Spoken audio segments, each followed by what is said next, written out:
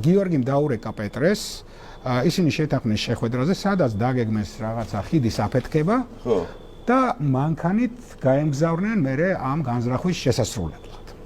შემიძლია თქვა წინ სავარაუდოდ, არ არის პრობლემა.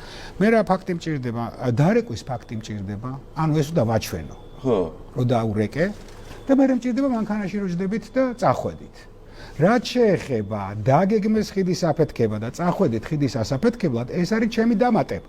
მაგრამ გონებამ რადგანაც დაინახა პირველი სტიმული თავის თვალით, მეორე თავის თვალით ეს მიიღო როგორც თვლიანი ფაქტი. ასეთ მანიპულაციას აქვს ძალიან ხშირად ტელევიზიაში, ხშირად კი არა, მე მგონი სულა.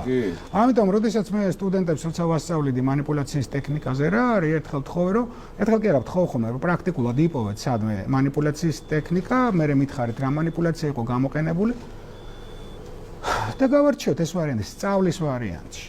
და მათ შორის ერთ-ერთი ყველაზე ადვილი გასარჩევი, აი თუ ვინმე საინტერესებს ადამიანს ინფორმაცია მოისმინა და მართალია თუ არ არის ტყუილი, უბრალოდ ფურცელი უნდა გაყოს ორ ნაწილად და დაწეროს ფაქტი, რაც არის და რაც ფაქტი არ არის, დაწეროს მეორე მხარეს ვარაუდები. ამ შემთხვევაში აი წინა მაგალითი რომ მოგიყავით, ნახე ფაქტი რა იქნებოდა, დარეკე და მანქანაში ჩაჯექი. დანარჩენი ვარაუდი და ეგრევე მიხვდება, ეს არის ყველაზე მარტივი მეთოდი კრიტიკულის. ხო და რო გავაკეთებინე სტუდენტს ერთს, იცით რა, ერთი ისტორიიდან ფაქტი რა დარჩა? სადარბაზოდან გამოვიდა.